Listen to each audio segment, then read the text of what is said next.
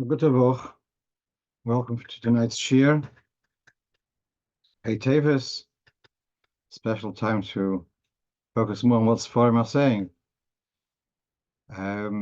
This shir is dedicated by Mr. Pinchas, Mrs. Pinchas Rabin, in honor of the yahrzeit of Mrs.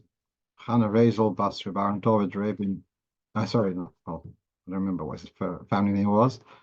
And it's for Shlema to his brother, Chaim Shmuel ben Chaim Razel, for Shlema Kreva. Since it's Hey Tavis, just make another plug. The one who published this, Amitai Koplon, in honor of Hey Tavis, is put on a special discount on Amazon, so whoever wants to get it. What is the passcode for this? Someone's asking, what's the passcode for this Zoom? I'm not sure. 976-485-2268. That's all I know. So he's put on a discount of 11% for the covered Hey Tavis. So there you have the Amazon link there. Let's move into our questions, though. Actually, I had the privilege of meeting Amitai when I was in New York. Very grateful that he took the effort to take the shiurim and publish them. Okay, so the first thing is that this past, not this morning, last Shabbos was Shabbos Mevorchim, and in one particular shul in somewhere in Europe, so there wasn't a minyan at the beginning of Tilim. I don't know what time they start, but they didn't have a minyan at the beginning of Tilim, and there's a fellow who's a chiyuv, would love to say Kaddish after each of the 5 Sforim, but the minyan only transpired when they were already in the 5th Sefer. So how did he get his 5 Kadeshim? So, okay, they said a capital Tilim and a Kaddish, another capital Tilim and a Kaddish, and they did that 4 times over, and then the 5th one at the end of the whole of Tilim. And after Shabbos, the local Shliach Rov asks me, was that right or wrong? So there is a story with Reb Shmuel Lu, that he once, during his year of Avelus, he had to travel somewhere for some Pi'ulus, and as a result, he wouldn't be able to have a minyan Shabbos Mevorchim for Tilim. And he asked the Rebbe, being mentioned in Yechidus, and the Rebbe kind of hesitated and then said, you'll be mashtem in the future, in the nearby days, perhaps. Okay. But, Bichlal, the Kadeshim of the Tilim, I believe the hesitation is that the Kadeshim and Tehillim are not really like the Kadeshim, which are said every day, in the year of Avelus, to make Rahman al-Islam, which is to make up a cheshbon of 16 Kadeshim, for each Kadesh is for an hour and a half, and therefore 16 Kadeshim equals 24 hours of relief for the Nifter, etc. That's the Kadeshim of Shabbos Mevorchim don't fall into that. So let's read here one thing at a time. We have here at the bottom left, we have a quote from what's called Knesset Hagdolah, which is a sefer on Tehillim, on Shulchan Aruch, Svardish sefer, going back about 300-400 years ago. Yeah, so he writes, just like one should toiv l'mayit b'brachos, kach toiv l'mayit b'kadeshim. So there is a concept in brachas, a bracha she'enot tzricha. If you can do 2 things with one bracha, you shouldn't deliberately make them into 2 separate units. So let's say you're putting up mezuzahs. So if you can do all the mezuzahs with one bracha, it wouldn't be correct to interrupt and then to start making another bracha. If you have to do it in 2 sessions, okay, but one shouldn't deliberately create to have to do 2 separate brachas, and similarly not to create extra kadeshim unnecessarily. And this is something which we'll see in the Rebbe's letter, that we follow this. Now, people might think the Lubavitch are the most prolific Kaddish Zoggers when it comes to the after Tilim and then Kaddish Drabonon, and also by Mincha, Mamayru Kaddish Drabonon, where most other shuls don't have those extra Kaddishim. But that's true, but they are kind of for a Mishnayos or for something. But we wouldn't have a Kaddish Yosim and then another Kaddish Yosim in the immediate sequence, one after the other.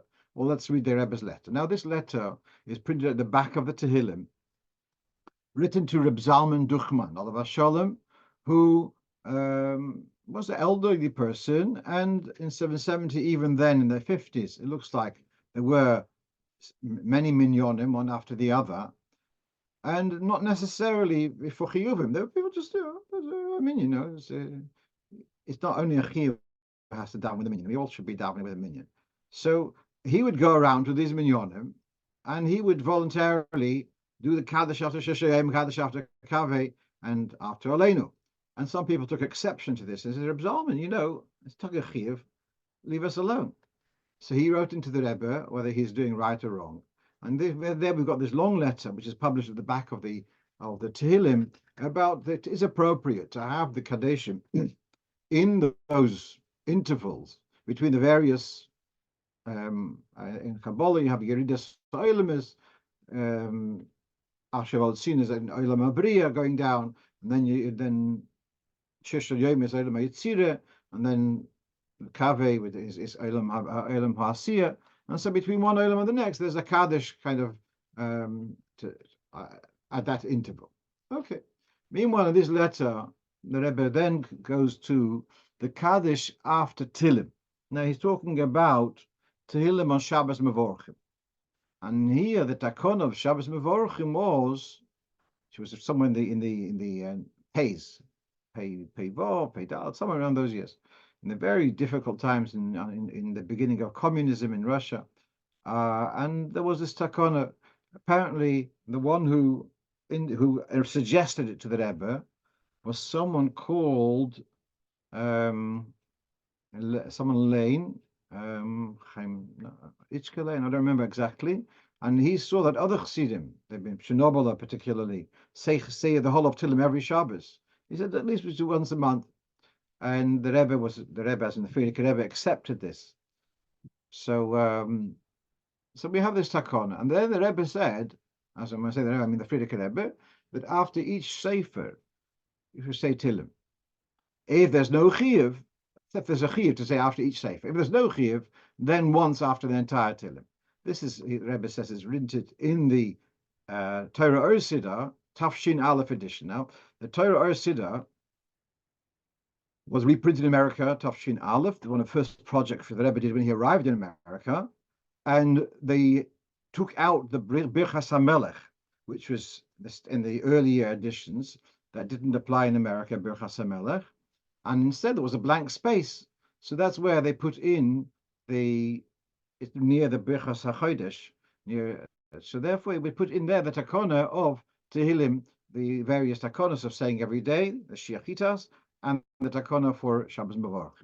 At any rate, so there's written this idea of saying a Kaddish between each sefer. So he says, don't compare this to our situation, because the Kaddish between one sefer and the next, Chidushu, it's itself is something actually quite surprising.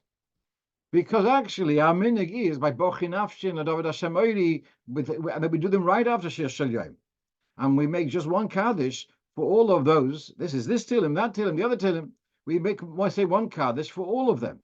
Sheloi lahar bois b'kadeshim b'mizmel mizmel. Not to have another Kaddish after Shir Shel Yom, another one after David Hashem Oiri, another one after Bochin Afshi. It's all the same type, and therefore they should all be covered by the one Kaddish. And this is, he refers to the Shara Koilel, which I believe refers to this Knesset Agdoil, which I just referred to. So therefore, V'daya l'chidush zeh, ksheyesh chiyuv al asar. And so the Frierdiker Rebbe instituted that there should be Kaddish said 5 times in Shabbos Mevorachim, true. When there's a chiyuv, when there's no chiyuv, don't bother. But if there's a chiyuv, okay. I don't really have a clear cut why, but Fine. Then the Rebbe says another thing. Mat'im lemin hagenu. Hanal. Then if there's an event that you are saying Kaddish between one Sefer and Tillim and the next, then they should say the Yehirotzen, which is said after each Sefer.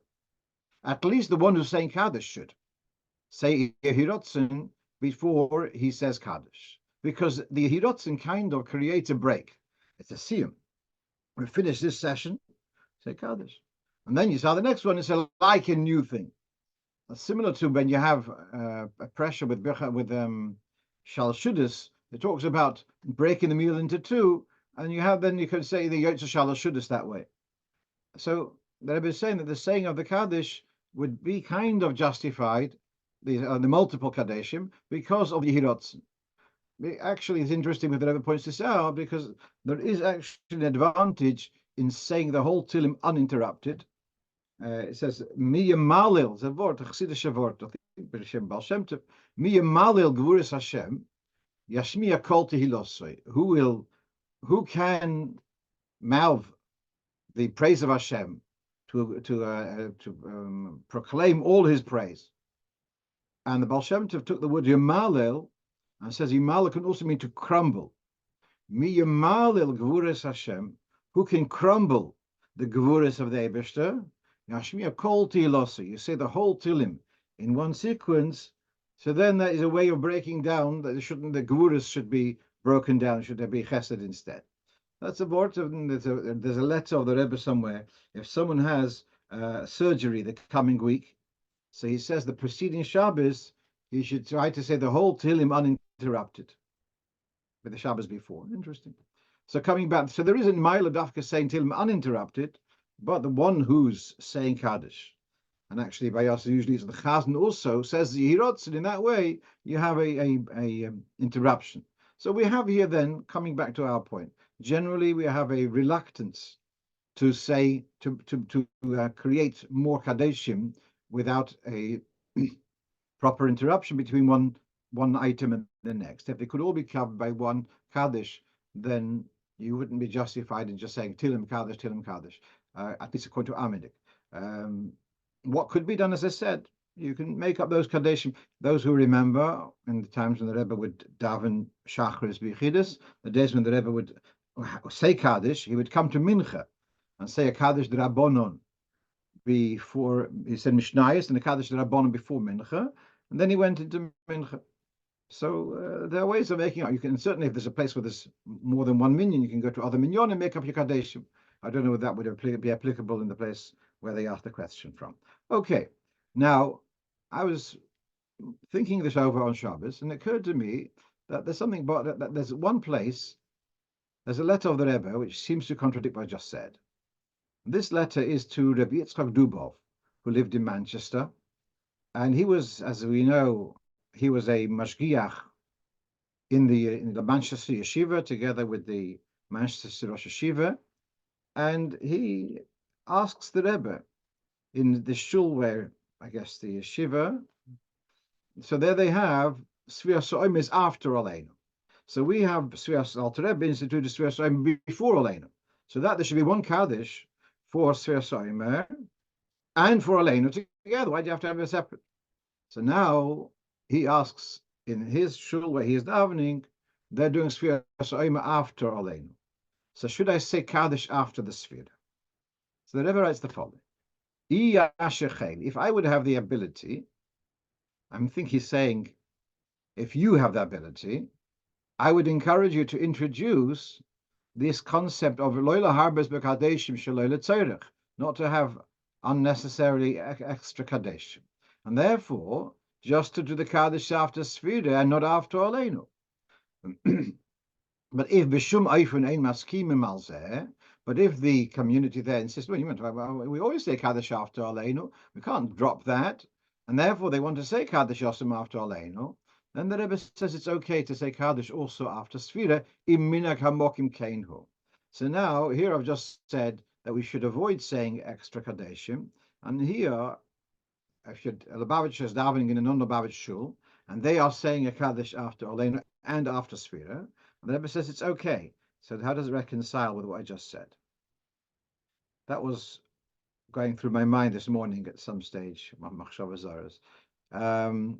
and then it occurred to me, yes, the way we institute things is that Sfiras Oime and Oleinu should be in sequence, and one card that should cover for both. But if, for whatever reason, they have already said Kaddish after Oleinu, so they've created a hefsek, and therefore Sfiras Oime is a new unit. So it shouldn't have to be a separate unit, but since it's already been made into a separate unit, then it's okay to say Kaddish afterwards. So the Alter Rebbe tried to keep them to one unit. But if that community has them, like the Hirotzen breaks it up into another unit, so also by the Kaddish after Oleinu would then make Sfiras Omer into another unit. So therefore, once it's been broken up into two units, it's okay to say Kaddish again. Okay, now following on from last week, just to remind you, the discussion was then about in a Chabad house, etc., when you give aliyah to someone just the shirt sleeves, should you offer him a talus or a jacket? And I kind of was inclined to say that in the Welt, a person who has an aliyah is given a talus, and that's because I know when give references, so sources, that it's a choshever, it's a choshever position to have an aliyah, and it's appropriate to wear either a beged elyon, a jacket, or to wear a talus. Okay, so then I got a couple of very interesting bits of information. And that is, well, first of all, I'll come to the information in a moment. But here's an interesting question, which I may have discussed on this shir some time back. We've just come from Yitzhak Kislev, and in Yitzhak Kislev, you have the Hayom Yom often has minhagim, and the first minig in the whole Hayom Yom, the first minig is, you know what? A chazan doesn't wear a talus by Mincha and Ma'ariv, and not Shabbos, Yom Tov, not Rosh Hashanah. And the wonder is, why is this such an important minhag that it's placed the first minhag in the whole of, this is before Sefer HaMinhagim, yeah? This is the first kind of publication of Chabad Minhagim. I might be wrong on there. I'm thinking about the Minhagim, which were printed in the backs of the Mamorim. But at any rate, the Hayom Yom is the Rebbe's Chibur, the first publication of the Rebbe. And why is this the first thing? It's a very Masudic thing. And my suggestion, maybe you can throw it out, it's okay, but it's a suggestion, that the principle of Chabad is that you're not Yotzes through someone else. You have the Polish approach that you can, tzaddik does the avodah for you, tzaddik b'mnos yechaye, and the Alter Rebbe insisted, no, each one has to do, I'll help you, do your avodah, but you have to do your avodah yourself. Now here we have a kind of application of this. There's a chazan and there's a tzibur. Now, can I be yotzer with his talus? Either it's important to wear a talus, then everyone wears a talus. If it's not important to wear a talus, so then why is he wearing a talus for me? It's Chabad is, if it's important, you do it yourself. You don't rely on someone else to do the avodah for you. That's just a suggestion. Anyway, meanwhile, we have here a couple of letters of the Rebbe about Bochum wearing a talus. Oh, so before I get carried away with this, two little things. That I have a cousin called Herschel Raskin, whose father was the Shliach in Casablanca for some 40 years, and he turned bar mitzvah on Shvi Shel Pesach, Achron Shel Pesach, and he had his aliyah by the Rebbe in the shul, in the big shul downstairs. And our uncle, Reb David Alav Shalom, told him, you're having aliyah by the Rebbe's minyan, you should wear a talus. So he was bar mitzvah boy, but he was told to wear a talus. And also someone called Reb Baruch Duchman, who turned bar mitzvah. He's probably a few years younger than me, probably in his probably around 60 now. So he turned bar mitzvah on Yom Kippur, and he had his aliyah in 770 on Yom Kippur. Also was told to wear a talus. So I'm not going to change the minhag in the regular Anash minyonim. Generally, if a boy has an aliyah, we don't tell him to put on a talus, whether bar mitzvah or not bar mitzvah, until it's his ufruf. But by the Rebbe's minyan, there was a expectation. It's that you should wear a talus. Now, here we have a letter to Reb Moshe Weber, who was a chassid, a mashpia in Yerushalayim. This, as you can see, in the earlier years, Tafshin Dalet, and he was asking about a bocha wearing a talus when he's a chazan. So the Rebbe says, by Mincha Ma'ariv, you know what's written in Hayom Yom, that the Rabbeinu Lubavitch he doesn't wear a talus. The chazan doesn't wear a talus by Mincha Ma'ariv. Now, what about in the morning, by Shachris? So the Rebbe writes, here in the yeshiva, then we're not fussy about it. And also not in Rostov and Atavotsk.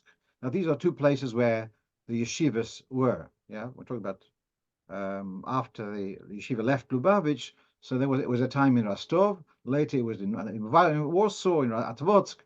And so in the yeshiva, they did not insist that a bocha wears a talus, who's a chazan. And therefore, since it wasn't insisted on, why should you push it? Because wearing a talus when you just for how do you say, for the kavod hatzibur becomes a question: should you say a bracha or not? What's the story in Minhag Yerushalayim? If that's going to be a problem in Shalayim, don't make a machlokas about it. But the Rebbe kind of is condoning the minhag of in a yeshiva setting of a bocha not wearing a talus when he's chazan. Now that's in a yeshiva setting. What about if a bocha is a chazan in a balabatisha setting? That's maybe different. That may be different, yeah. So the Rebbe hasn't addressed that here. But then we come to the next letter. And this is 6 years later, and someone's asking, I've forgotten who it is, asking about bocharim who refuse to wear a talus when they're at chazan, and also aliyah Torah, hagbe, etc. So again, he goes back to the Hayom Yom, which we just read, that it's not our minhag for chazan to wear for mincha ma'ariv, and therefore you can't call this an affront to the tzibur. And there, once that is okay, it's not considered insensitive to the tzibur, and therefore we can also develop and take it further to shachris. That those who don't wear talus, don't see it as a affront to the tzibur if they're not wearing a talus at shachris. Now, and then it takes it even further for aliyah. So this is kind of justifying that but the bocharim who refused to put in a talus, that's where they're coming from. And then he brings the famous Gemara of Sukkah, of once the Rebbe has said something, you go to that to the nth degree, the famous of Kivin de Pop, nothing me puma deravkana, etc. Okay, especially here there's a shayla of a brocha. So the Rebbe kind of also goes along with this.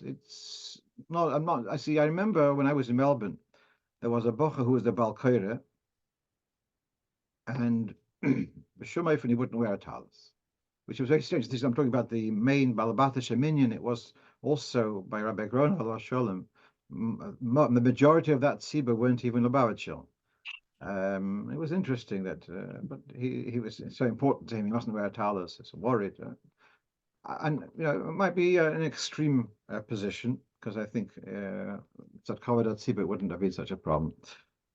Why can't a bracha make a bracha? If there's a question, if you're wearing a talus just for kavod, not because you want to wear it for yourself, just for kavod. Let's say, do koyanim, when they go up for duchanin, do they make a bracha on the talus? So, all right, let's move on. Yeah, someone asked me about draining liquid from a jar of pickles or from a can of tuna. Now, I'm not discussing about opening the can on Shabbos. We've just gone through this before, possibly. We're talking just about the question of keeping the lid in position and draining off the liquid. Is that a problem of boirer? So now, what you have in front of you is from the Sefer Shabbos Kahalocha of Rabbi Forkar, soll er sein gesund, and he writes the following, that you would be allowed to pour off the oil from whole sardines, but if they are broken down to pieces, then it's called a mixture, and then pouring away would be an issue of boirer. If you have a piece of tuna, so then pouring away the oil from tuna or the liquid brine, whatever, if it's smaller pieces, then you would have a problem. It says if it's pickles, cucumbers or tomatoes, chatzilim, I've forgotten how you say it in English, But so if they are pickled, they're larger pieces, that's okay. To pour off the liquid, there's not called a mixture. But if you've got small pieces, that's called a mixture, and therefore pouring off the undesired water would not be okay. And he gives specifically zaysim, which is very popular in Eretz Yisrael. People have this as, thank you, aubergine is the word I was looking for, or eggplant, depending which part of the world you are. Yeah, so those are larger things, but I've never seen them in cans. So actually, I have them. Whatever. So, but those are large pieces, but smaller pieces. He says little olives. Olives are called little. And therefore, he's saying that to pour off the liquid from the olives would not be okay. Now, he's possibly particularly talking about when you've got the lid in place. But then I looked a little bit further in his notes, and even pouring off the liquid and leaving the olives inside, he sees that as a problem of boirer. And you might ask, what is that different to what the Alter Rebbe allows you to, if you have a fly fell into the soup, to tilt the bowl and the fly falls overboard? This is an interesting question, and possibly there it's more seen as you're eating. So it's derech achila, and you're moving it with your soup which you're about to eat. Whereas here it's more like in the preparation. It's not, you wouldn't call it derech achila to pour off the liquid. It's preparation for achila, and therefore, when it's in preparation, it more comes into a geder of melacha. At any rate, he says so clearly, and it's bichlal. Generally, he's inclined to be mekel, and when it's machmir, I take him very seriously. Okay, let's move on now. So I got a question this past week. It was Hanukkah, and someone says, I'm marrying off my daughter tonight, and it's totally impractical for me to light menorah at home at the right time. So should I light menorah when I come back after Chasana at 1 o'clock in the morning, and I'll tell one of the family, you have to remind me, or should I light at the hall? And he had heard my name that I'd said that he should light when he comes back home. So it was just as well that he called me. I said, I might have said that a few years ago, but Baruch Hashem, I'm alive to say that. Currently, wouldn't say that. And that is that what I'm seeing, we've discussed this last week or 2 weeks ago, there is room to allow lighting menorah not at your home. If it's difficult for you to be to light at home, the room to allow especially in this case of the chasana, to have a table at the side of the room where they're having the Suda in a safe place to have a menorah there. I think that would be justified in these circumstances, to light there, to light it when you come home and everyone's exhausted and then they're going straight to sleep or whatever it may be. It seems strange. And what about eating a meal before menorah? It's awkward. So there is the option to light them. I had a similar question, not of a parent. It was just someone who's coming from, let's say, from London to Manchester for a chasana and is driving back the same night. Could they light at the chasana? I said, if they light at the wedding hall, that would be okay in the circumstances. Right. Let's move on.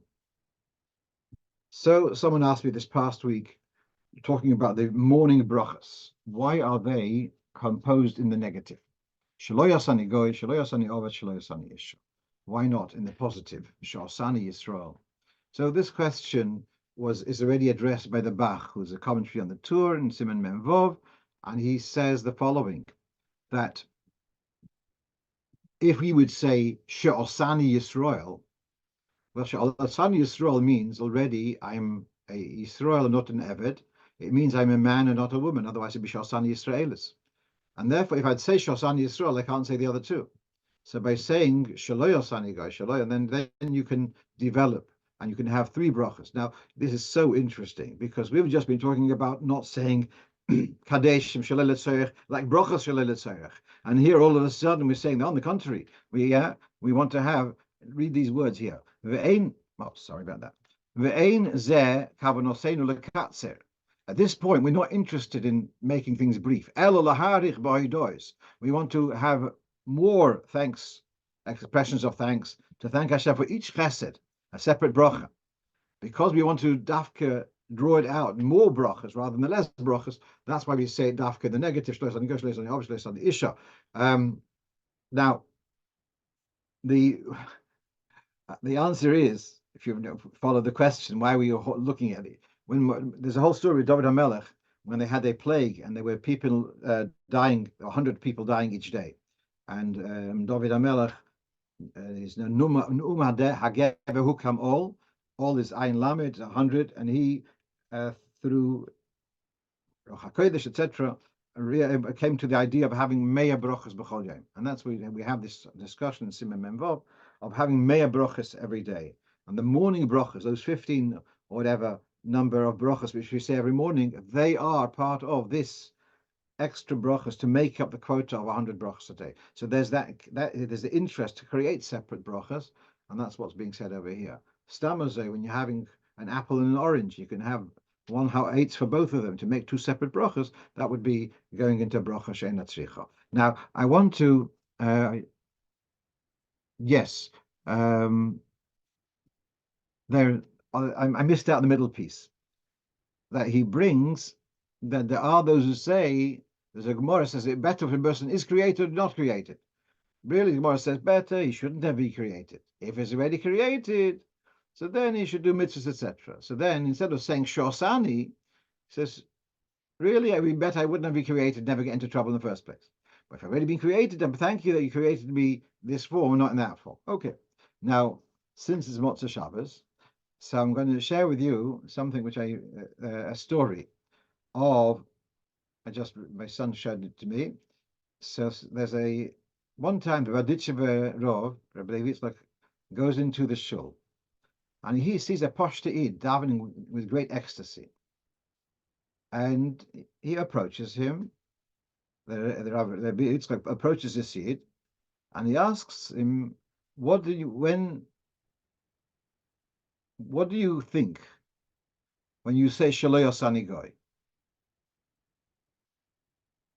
So he says, he reads the word Sheloi, not with an aleph, but with a vav. Sheloi Osani Goy, Goy Echad Ba'aretz. The Eibishter made me as a Yid, as Goy Echad Ba'aretz. The Yidden are a unique nation. Okay? So then, well, how do you translate Sheloi Osani Oved? So he says the same thing. Sheloi Osani Oved. He made me an Eved Hashem. Made me for him as Eved Hashem. Then he says, and how do you learn Sheloi Osani Isha? She says, Sheloi, to him, Osani Isha, fire. Isha Meloshin fire. So Levi was very pleased with this, the reactions of this Posheta'id, so to speak. And he asks him, this Cheverman, he says, how do you then translate in the Haggadah, Sheloi Echad Bilvod Omad Aleinu L'chaliseinu?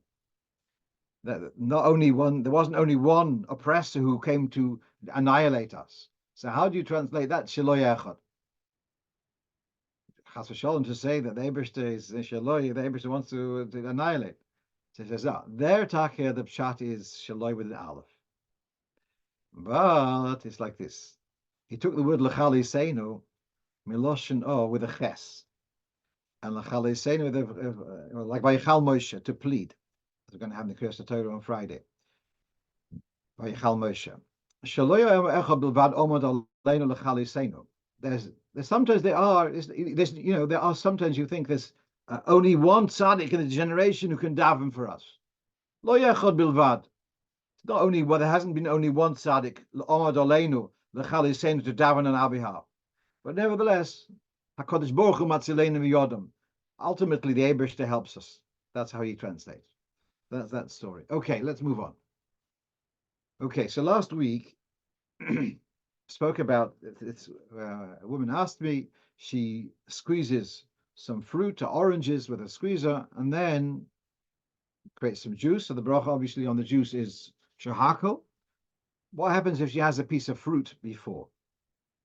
As she said before, she actually has a drink of things. She has a little piece of orange.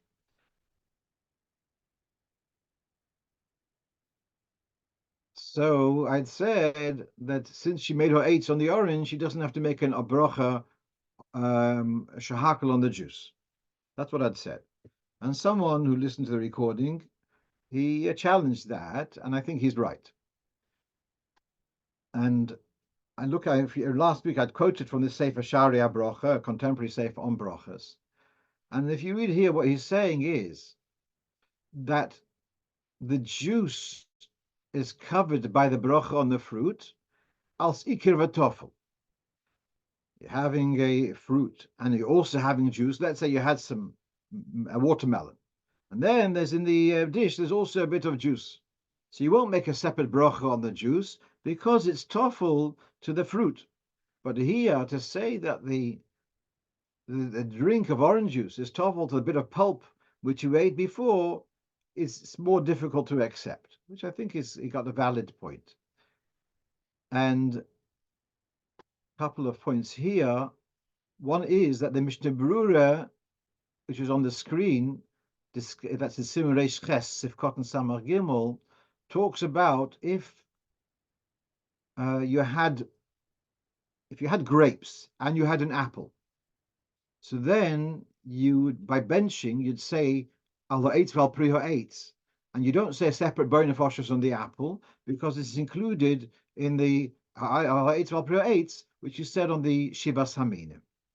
But let's say if you had some grapes and you had some orange juice, you had an orange and orange juice. So you don't say a bone of oshes on the oranges, but on the orange juice you have to say a separate bone of oshes. And that's what the Mishnah is saying, that the orange juice does not become, it's not peiros. It's a different mitzias. The Kitzur, so he's bringing this as a shtickle raya to say that the drink is not mamish the same thing as the fruit. And this becomes an interesting question. Drinks are shahakal, and the fact that you had some fruit with it, that mean that it doesn't need a separate bracha. And he brings one svara, one of the Moshe Sternbuch's Zangesund, that actually says if you have that setting, you're going to have some orange pieces and orange drink. When you make the bracha on ha'etz, you should have specifically in mind not to cover the orange juice, and that way you can make the bracha on the orange juice shahakal without a suffix. So yeah, so I'm accepting what he's saying, that it's only when the juice is a toffel is secondary to the fruit, then it would be covered with the ha'etz. But if that's not the relationship, then you'd have to say a separate bracha on the drink. And yeah, okay, let's move on. Still have some geschmacka stuff.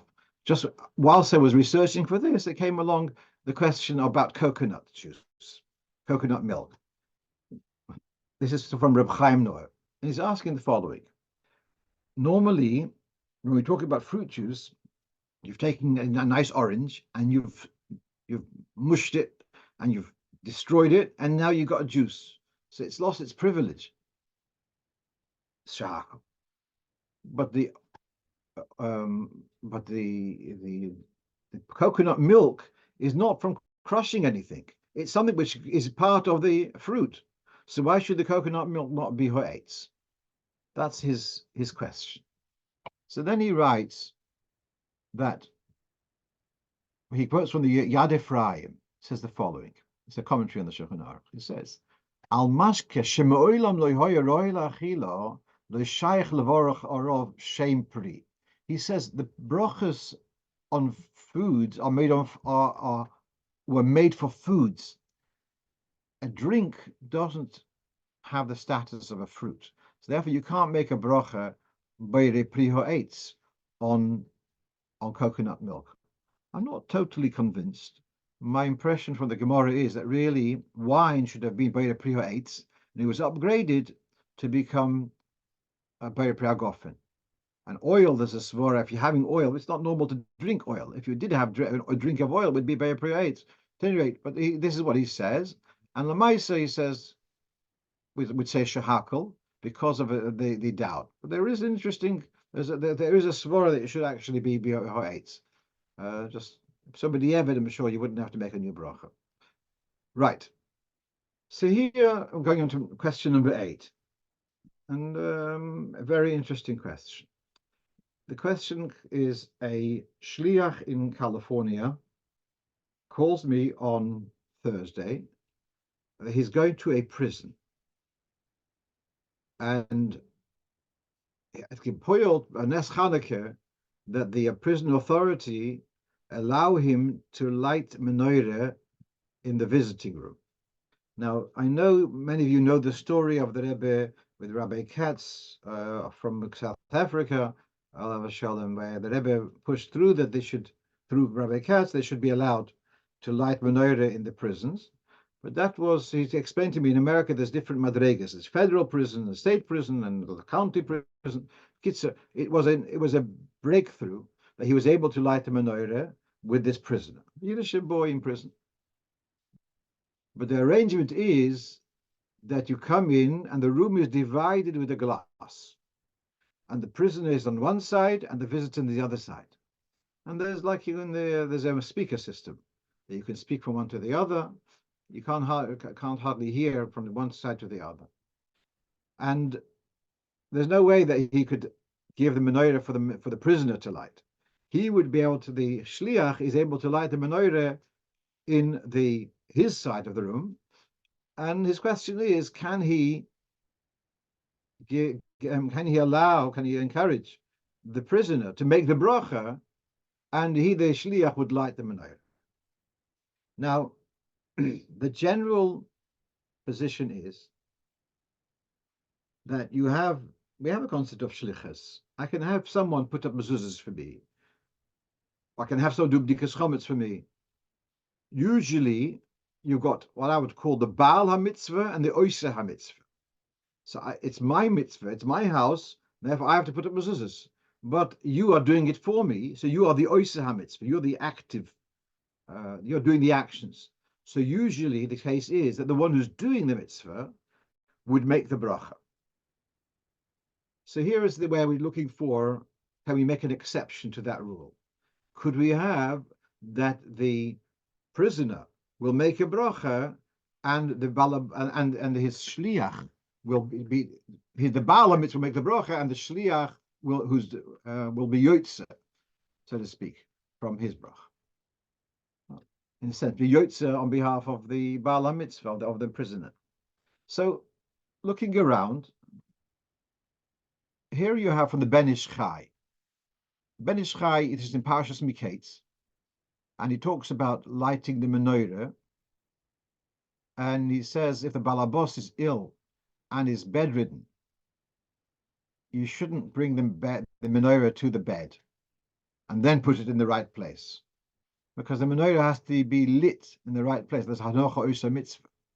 And if the patient is unable to come to light the menorah, he can appoint a shliach to light the menorah in the right place. But here's the point which is relevant for us.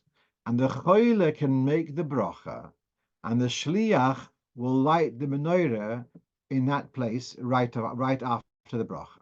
He refers to his other sefer, one of his numerous forum, but the Shalos Tshuvas Rav Pa'olim, for Yosef Chaim of Baghdad. He wrote the Ben Ish Chai. He also wrote Shalos Tshuvas, and there he's discussed it at length. I did not look up the Rav Pa'olim tonight, but he does allow the Baal HaMitzvah to make a bracha when someone else is lighting for him. As I say, that's quite the exception to the rule, but in favor. If you remember, we had this discussion when it was in COVID situation. Could someone say a bracha, a remote, by Kriyas HaTorah? The Balkoyer standing here, and the person that has the Aliyah standing Dal Damas away or plus, and could he make a bracha? And I mentioned at the time the machlokes between the Rosh and the Masas Binyamin. That the Rosh is saying that the bracha when you have an Aliyah Torah is for your mitzvah, that you're saying it quietly along with the Balkoyer. The Masas Binyamin says no, that doesn't make sense. You're standing there saying quietly Barabim, that's not the privilege for which the takona of Birchas HaTorah at Aliyah Torah is made. So why are you making a bracha? So he says that really the Balkoyer should be making the bracha. He has, let's say at the shul, everyone's illiterate, there's only one person who's able to read. So then he has 7 aliyahs. So now we have one Balkoir who's literate as in Trop, and everyone else is not literate in that. So they come over to the Torah, and he does the reading. It's his mitzvah. And I'm saying the bracha for him. According to Masas Ben Yomin, okay, I'm making the bracha for him, so I can say the bracha also from a remote also. I don't have to stand next to him. So again, according to the Rosh, you're saying the bracha because you are standing in public and reading the Torah. In the morning you said brachas in brachas in the morning, but now you're standing in public and reading for the Torah. Masas Ben Yomin says no one can hear you. So you can't make a bracha on your reading, you're making a bracha on his reading. Oh, so there you see already a precedent of making a bracha on someone else's act. You're making a bracha for his reading. So you have a precedent. I also wanted to use the precedent of, we discussed this not long ago, a woman who forgot to didn't light Neos Shabbos, and it's ready now, Ben Hashmoshes. About then, she can have a goy light one candle and make a bracha al hadlokas haner. But there is not a proof, because there the justification is that she is making a bracha on the hanor. The mitzvah is the hanor, therefore she may close their eyes and then the hanor afterwards. So therefore you could say that the bracha is on her seeing the candles afterwards. So it's not a raya. Then I was thinking of another example. What's the case when it comes to blow shofar? I go to someone's house to blow shofar for him, and he's unable to blow shofar, so I blow shofar for him. So if the person can make his own bracha, then he should. What happens if he can't make a bracha? And I can make a bracha for him to hear shofar. Now, using those words of oiseh ha-mitzvah, who is doing the mitzvah? The listener or the blower? The mitzvah is the listening. Lishmoya kol shofar. So I'm standing there, I'm standing with the shofar, and I'm making a bracha for his listening.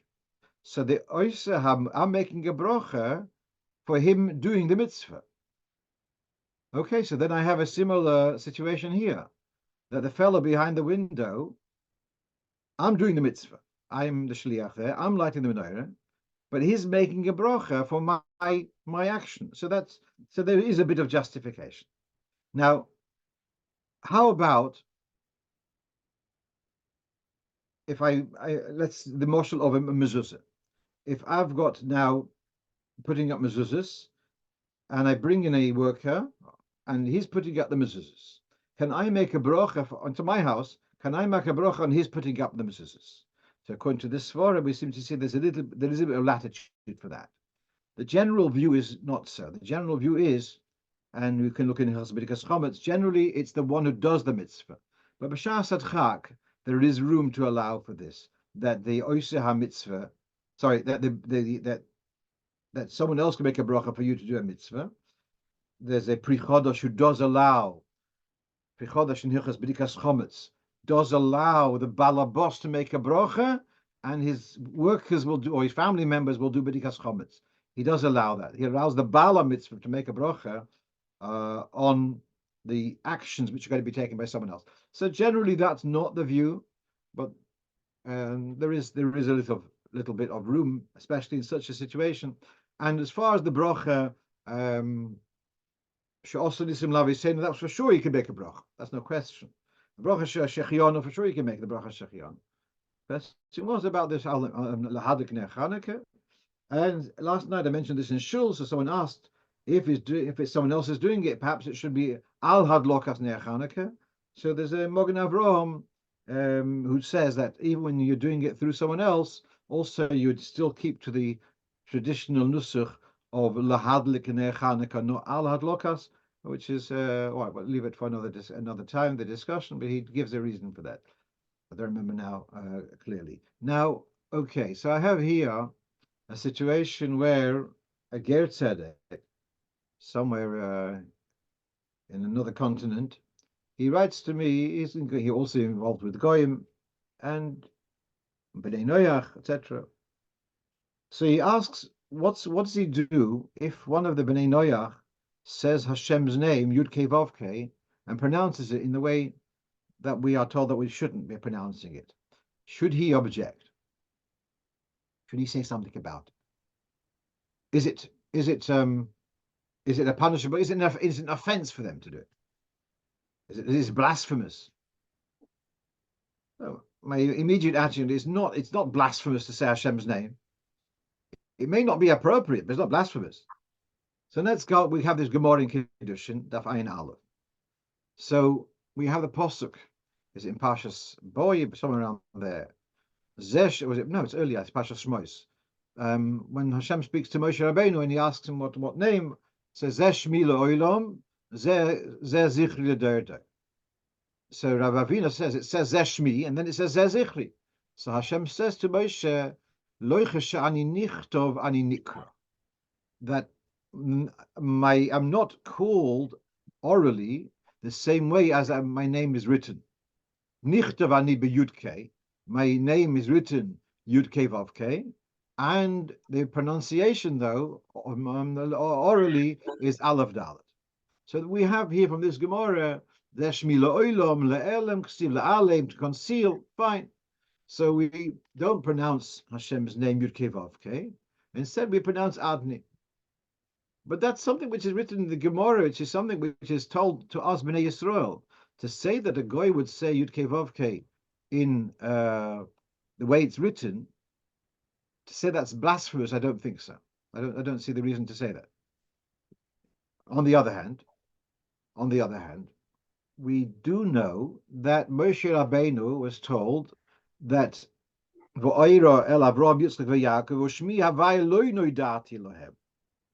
and to you, I'm giving you a special consideration. I'm revealing you the Shem Yudke Vavke. So the Shem Yudke Vavke, this idea, this whatever it means, is a higher madrega, and it wasn't even revealed to the office. And therefore, to say that a goy should be free to use it seems to be, could say it's not respectful. Even we are careful not to say it. And therefore, one other thing is that how actually you pronounce the Yudke Vavke.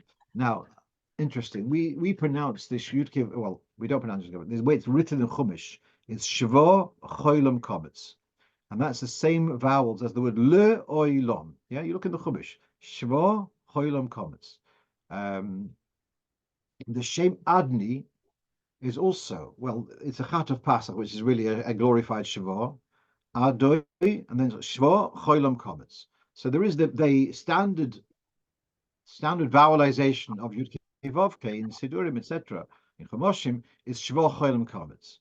That's not the only one, the only way it's vowelized, and you can see in many places that it's sometimes vowelized different. And which one is the Shem HaMefoirish? I mean, it says in the Gemara that they would teach it once in 7 years, etc. What exactly was this such? It was so secretive. There's also in this Gemara over here in Kiddushin. It looks like the way it's written in the Siddur and the Chumash is not necessarily the correct pronunciation, or certainly not the only pronunciation. Therefore, I don't know the way the Goyim do pronounce it or mispronounce it.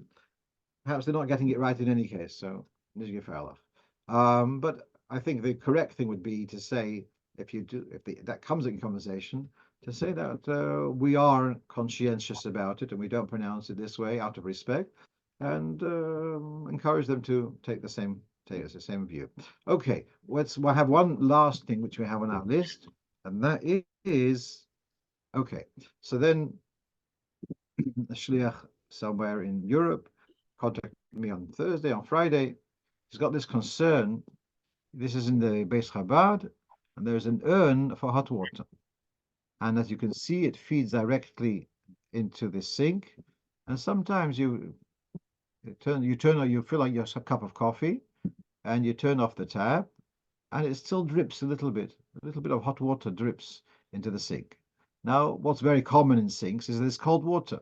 So whenever we make a cup of coffee or tea or Shabbos, we make sure that the cup is dry. So he's worried, is it okay that there's a few drips of hot water which are falling into the sink?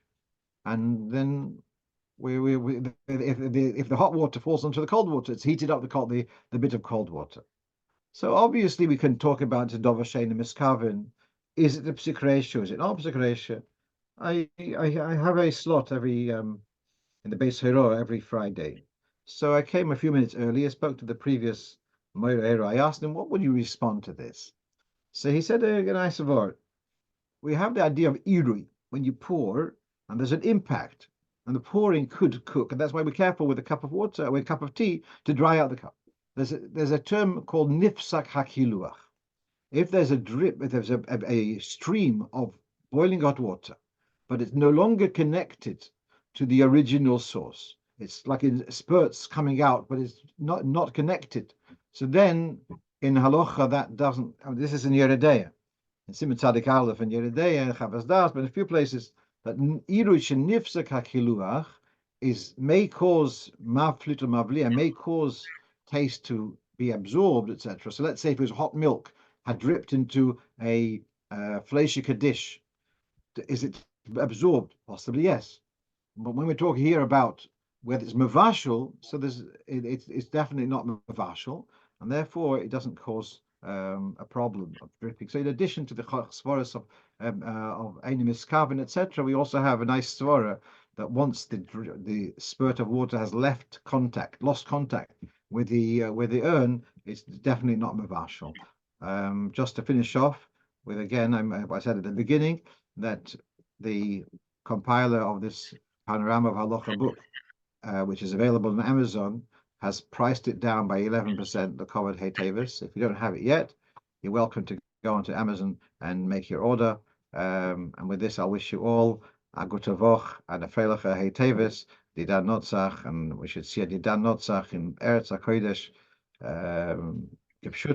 We should see there should be no longer any casualties. The hostages should be released, and Shalom Al Yisrael, which is Glas Olam with Moshiach Tzedkenu called.